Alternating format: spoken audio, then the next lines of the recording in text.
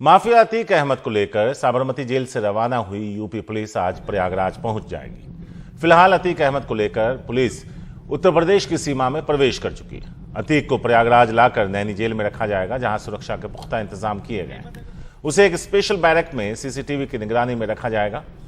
कल यानी 28 मार्च को अतीक अहमद की प्रयागराज के स्पेशल कोर्ट में पेशी होगी। उस दिन 2006 में उमेश पाल के अपहरण वाले मामले में प्रयागराज की कोर्ट का फैसला आएगा। इस मामले में अतीक अहमद का भाई अशरफ भी आरोपी है। जहां एक ओर अतीक को साबरमती से प्रयागराज लाया जा रहा है, वहीं अशरफ को बरेली की जेल से भी यहां लाया जा रहा है। अतीक गैंग पर आरोप है कि उसने उमेश पाल का अपहरण कर उससे जबरन गवाही ना देने का हलफनामा लिया था, लेकिन जब उमेश पाल की गवाही हुई तो इस साल उसकी हत्या कर दी गई। हत्या का आरोप अतीक अहमद के परिवार पर है। अब आज अतीक अहमद को लेकर यूपी पुलिस प्रयागराज पहुंच रही है, लेकिन अतीक बुरी तरह से डरा हुआ है। उसका कहना है उसे मारा जा सकता है।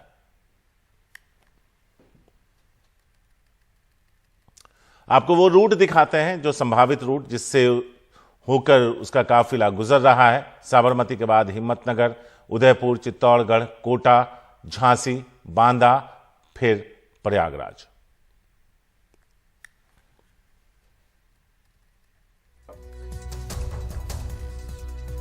अतीक अहमद को जब जेल से निकालकर वैन में डाला जा रहा था तब उसने क्या कहा, आइए सुनते हैं। रोड के कंधे पे रख के मारना चाह रहा है, रोड के कंधे पे रख के मारना चाह रहा है, रोड के कंधे पे रख के मारना चाह रहा है, रोड के कंधे पे रख के मारना चाह रहा है। जो जजमेंट आएगा हम लोग स्वीकार है। मैम आपको क्या कुछ डर है उनका, जैसे पुलिस इतने लंबे से सुरक्षा व्यवस्था जी। अच्छा, अभी क्यों रोका गया है, कुछ बताया? नहीं, ये नहीं पता। आप कहाँ से पीछा कर रहे हैं? आप कहाँ से? पीछा नहीं कर रहे हैं, हम उनके साथ आ रहे हैं। वहाँ मतलब उनके साथ में ही आ रहे हैं, तो आप उनसे मुलाकात हुई आपकी? नहीं, कोई मुलाकात। न्यायालय का ये मामला है, अब न्यायालय जाने का डिसीजन देता, न्यायालय के जजमेंट में कोई उंगली नहीं उठा सकता। न्यायालय जो भी जजमेंट देगा उसको सर्वसहमति से। नहीं, अभी कहाँ, अभी पहले जजमेंट आ जाए उसके बाद फिर अपील करेंगे, अपील बिल जाएंगे, हाईकोर्ट जाएंगे। हाईकोर्ट उच्च न्यायालय और सर्वोच्च न्यायालय इसीलिए बना हुआ है कि अगर हमें न्याय सेशन और लोअर कोर्ट नहीं मिलता तो हम उच्च न्यायालय जाएंगे। तो प्रयागराज लाने के बाद अतीक अहमद को नैनी जेल में रखा जाएगा। वहां सुरक्षा के पुख्ता इंतजाम है। वहां मौजूद है हमारे सहयोगी अजय सिंह, जिसकी एक ये रिपोर्ट। साबरमती जेल से अतीक अहमद को जो रास्ते के साथ लाया जा रहा है, जिस रास्ते से, तो इसी नैनी जेल में रखा जाएगा। अगर हम इस नैनी जेल की बात करें आपको, तो ये नैनी जेल सबसे सुरक्षित जेल माना जाता है। एक जमाने में चार्ल्स सोबराज को भी यहीं रखा गया था, इसी नैनी जेल में। इसके सुरक्षा के बहुत पुख्ता इंतजाम है। लेकिन अगर हम अतीक अहमद और उसके भाई अशरफ को भी यहाँ ला करके बरेली जेल से रखा जाएगा, और उसके सुरक्षा के अगर हम इंतजाम की बात करें तो यहाँ पर जो हम लोगों को पता चला है वो ये है कि एक स्पेशल बैरक में उसे रखा जाएगा, और उस बैरक में जो है वो सीसीटीवी कैमरा रहेगा। उस सीसीटीवी कैमरे की निगरानी में रहेगा। आप देख सकते हैं कि किस तरीके से यहाँ पर पुलिस की एक चाक चौबंद सुरक्षा व्यवस्था है, वो यहाँ पर आपको नजर आ रहा होगा। वो सारी चीजें अंदर भी इसी तरीके की व्यवस्था है और बाहर भी इसी तरीके की सुरक्षा का पुख्ता इंतजाम है। सीसीटीवी कैमरा रहेगा। इसके अलावा जो चीजें देखने को मिलेगी वो ये रहेगी कि ये भी पता चल रहा है कि जो बंदी रक्षक होंगे वो पूर्वांचल के या इलाहाबाद के आसपास के नहीं होंगे, वो किसी दूसरे जगह के रहेंगे जो उनके परिचित ना हो। और एक जो बात है कि उनके अंदर बॉडी कैमरा भी रहेगा। शायद वो शरीर में, बंदी रक्षक के भी शरीर में कैमरा रहेगा। इससे ये मॉनिटर किया जा सकता है कि वो कहाँ कहाँ जा रहे हैं अतीक अहमद, और किन किन लोगों से, उससे कौन लोग मिले, उसकी हरकत क्या है, एक एक चीज़ों पर वो निगाह रखी जाएगी। तो ये एक बड़ी की जा रही है, और इस नैनी जेल में इस तरीके की सुरक्षा का पुख्ता इंतजाम है। अतीक अहमद जो है वो बाय रोड लाए जा रहे हैं। इस समय झांसी से पहुंच चुके हैं, यानी उत्तर प्रदेश की सीमा में वो प्रवेश कर चुके हैं, और देर शाम तक वो यहाँ पर लाया जा सकता है यहाँ पर। और जब यहाँ पर आएगा तो उसका ये सारे पुख्ता इंतजामात जो है वो हम आपको बता रहे थे कि किस तरीके के यहाँ पर इंतजाम किए गए हैं। वैसे ही जब कल कोर्ट में पेश करेंगे उन्हें, तो अदालत में भी कड़ी सुरक्षा व्यवस्था की जाएगी, क्योंकि इलाहाबाद में जो अदालत है वहाँ पर भी कि कहीं किसी तरीके की कोई घटना ना हो जाए, कोई उनके जो राइवल है वो ना उनके ऊपर अटैक कर सके। इस तरीके की तमाम चीज़ों को लेकर के एक पुलिस जो है, प्रयागराज की पुलिस जो है वो पुख्ता इंतजाम कर रही है। प्रयागराज से पुरुषोत्तम के साथ अजय सिंह, एनडीटीवी इंडिया। और अजय सिंह खुद हमारे साथ जुड़ रहे हैं नैनी जेल के बाहर से। सीधे उनके पास चलते हैं और उनसे जानते हैं।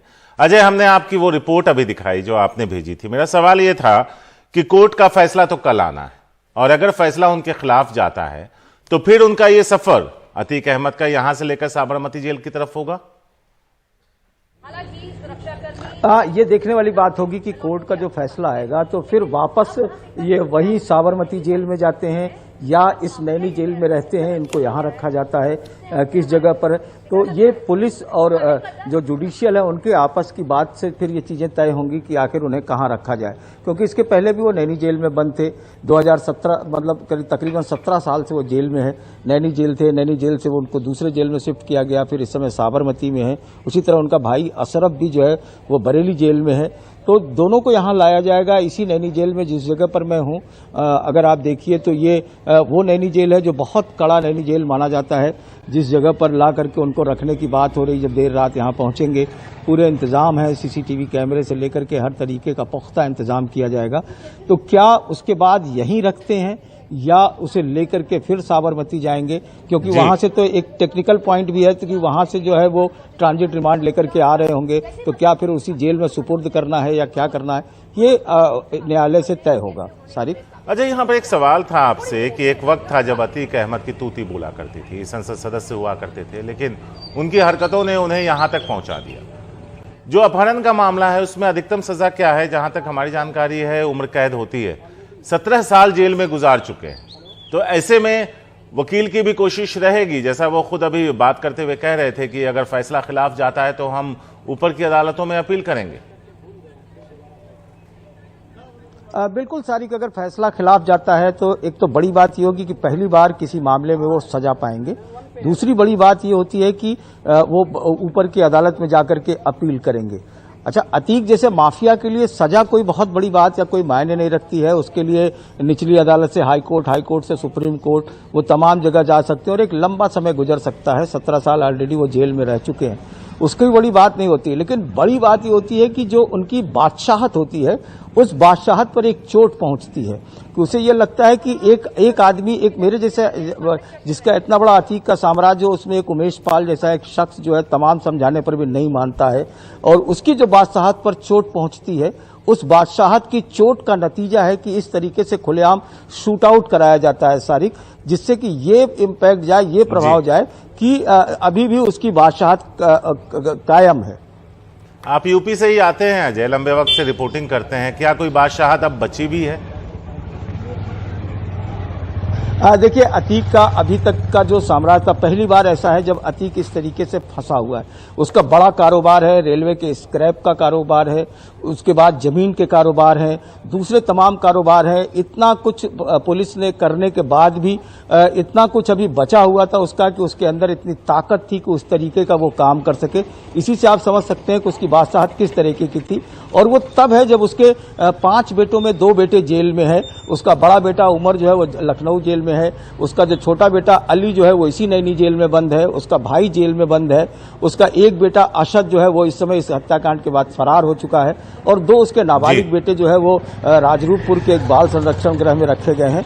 तो अभी इस घटना के पहले तक उसका बादशाहत थी और उसमें थोड़ा दरक रही थी वो बादशाहत, उसको फिर से कायम करने के लिए लगता है कि इस तरीके के वारदात को अंजाम दिया है।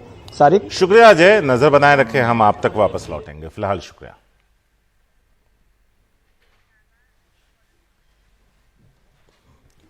तो अतीक अहमद के प्रयागराज लाए जाने से पहले यूपी पुलिस पूरी तरह मुस्तैद है।